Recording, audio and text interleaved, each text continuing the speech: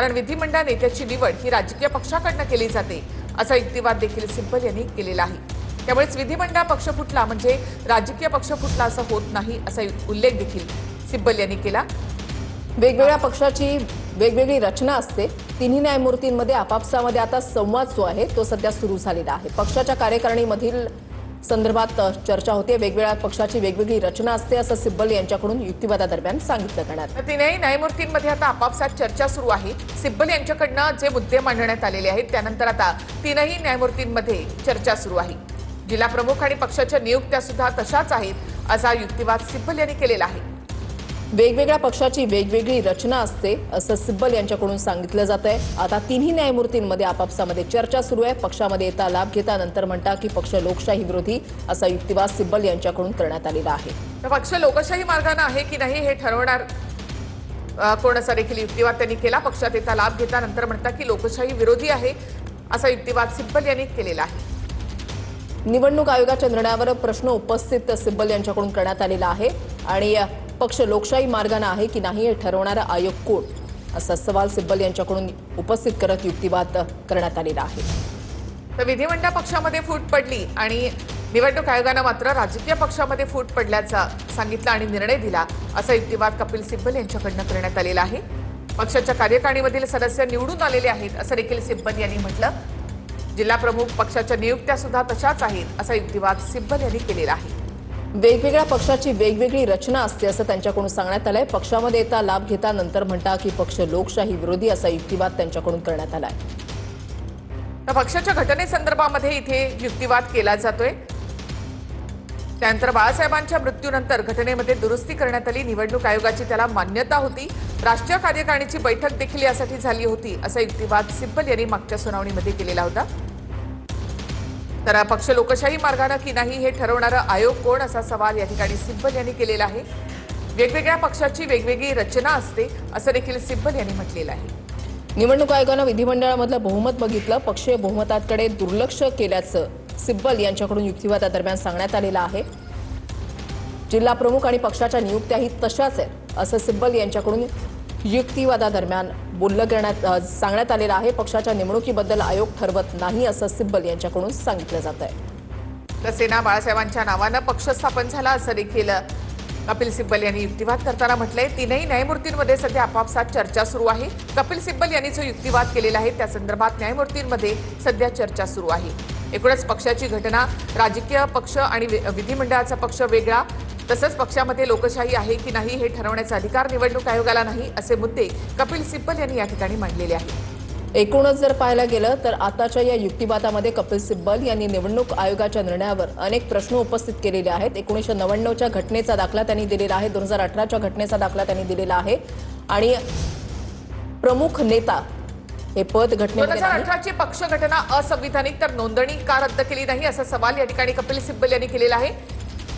निवडणूक आयोगाच्या संदर्भात देखील प्रश्न उपस्थित करण्यात आले। 2018ची पक्ष घटना असंविधानिक तर नोंदणी रद्द का केली, निवडणूक आयोगानं चिन्ह दुसऱ्या गटाला का दिलं असा सवाल सिब्बल यांनी उपस्थित केलेला आहे। तर 2018ची पक्ष घटना असंविधानिक तर नोंदणी रद्द का केली नाही असा सवाल सिब्बल यांनी केलाय। निवडणूक आयोगाने चिन्ह दुसऱ्या गटाला का दिलं असा सवाल देखील इथे सिब्बल यांनी केलेला आहे। सिब्बलांकडून युक्तिवाद केला जातोय। निवडणूक आयोगानं चिन्ह दुसऱ्या गटाला का दिलं असा सवाल सिब्बल यांच्याकडून उपस्थित करण्यात आलेला आहे। 2018ची पक्ष घटना असंविधानिक तर नोंदणी रद्द का केली नाही असं सिब्बल यांच्याकडून युक्तिवाद केला जातोय। 1999च्या पक्ष घटनेमध्ये 2018 मध्ये बदल करण्यात आला आणि त्याला निवडणूक आयोगाची मान्यता होती असा युक्तिवाद देखील सिब्बल यांनी केलेला आहे। निवडणूक आयोगानं चिन्ह दुसऱ्या गटाला का दिलं असा सवाल त्यानंतर सिब्बल यांनी केलेला आहे।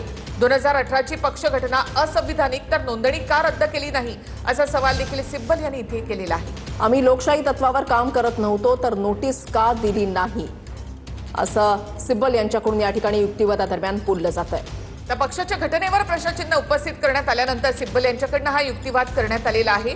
आम्ही लोकशाही तत्वावर काम करत नव्हतो तर नोटीस का दिली नाही असा सवाल कपिल सिब्बल यांनी केलेला आहे।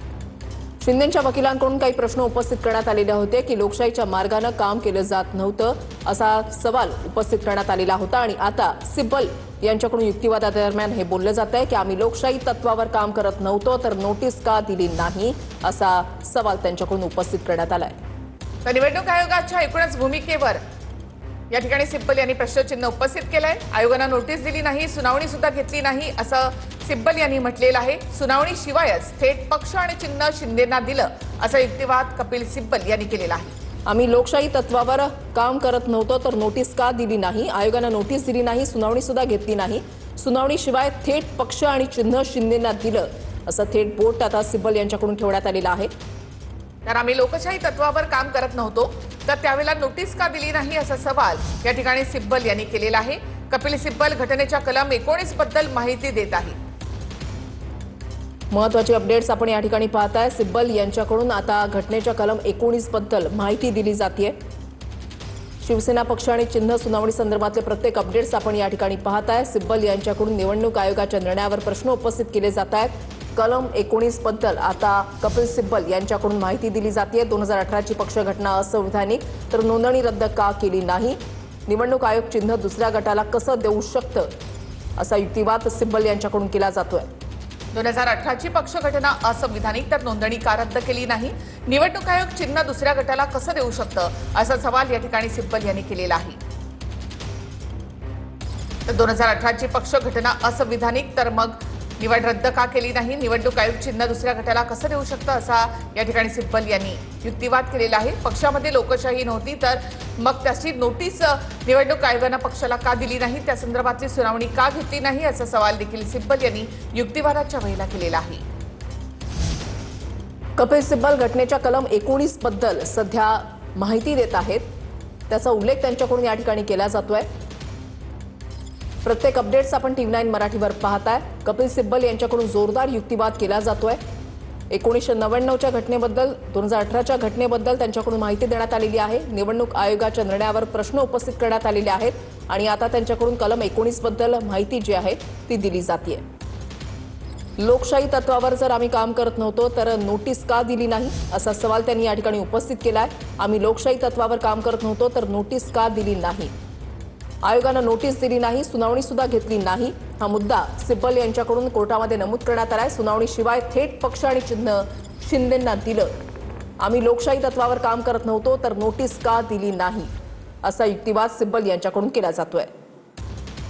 आयोगानं नोटीस दिली नाही, सुनावणी सुद्धा घेतली नाही असा युक्तिवाद कपिल सिब्बल यांच्याकडनं करण्यात आलाय। 2018 ची पक्ष घटना असंविधानिक तर मग आम्हाला नोटीस का दिली नाही असं सिब्बल यांनी म्हटलेलं आहे। आतापर्यंत काय झालं ते आपण पाहूया। 2018 ची पक्ष घटना असंविधानिक तर नोंदणी रद्द का केली नाही असा सवाल कपिल सिब्बल यांच्याकडनं करण्यात आलाय। निवडणूक आयोग चिन्ह दुसऱ्या गटाला कसं देऊ शकतं असा सवाल त्यांच्याकडून उपस्थित करण्यात आलेला आहे। आयोगाने नोटीस दिली नाही, सुनावणी सुद्धा घेतली नाही असा युक्तिवाद सिब्बल यांनी केलाय। आयोगानं नोटीस दिली नाही, सुनावणी सुद्धा घेतली नाही आणि थेट पक्ष आणि चिन्ह शिंदेंना दिलं असं सिब्बल यांनी म्हटलेलं आहे। आयोगानं नोटीस दिली नाही, सुनावणी सुद्धा घेतली नाही। सुनावणी शिवाय थेट पक्ष चिन्ह शिंदेंना दिलं असा युक्तिवाद सिब्बल यांनी केलाय। पक्षाच्या निवडणुकीबद्दल निवडणूक आयोग ठरवत नाही।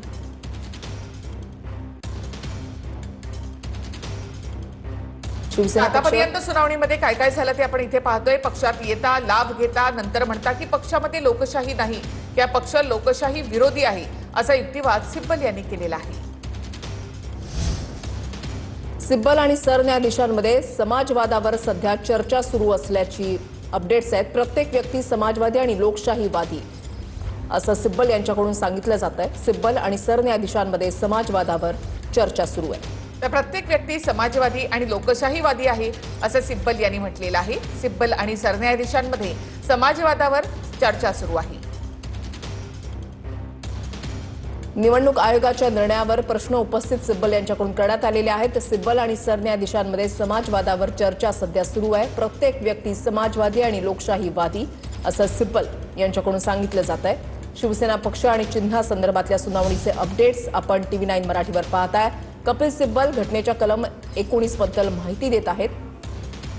कपिल सिब्बल यांच्याकडनं घटनेच्या कलम 19 बद्दल माहिती दिली जात आहे। पक्षाची जी 1999 ची घटना आहे तर त्या संदर्भामध्ये कपिल सिब्बल यांच्याकडनं युक्तिवाद करण्यात आलेला होता। 1999 ची आम्ही लोकशाही तत्वावर काम करत नव्हतो तर नोटीस का दिली नाही? आयोगाने नोटीस दिली नाही, सुनावणी सुद्धा घेतली नाही असा युक्तिवाद कपिल सिब्बल यांच्याकडनं करण्यात आलाय आणि आजची सुनावणी संपलेली आहे।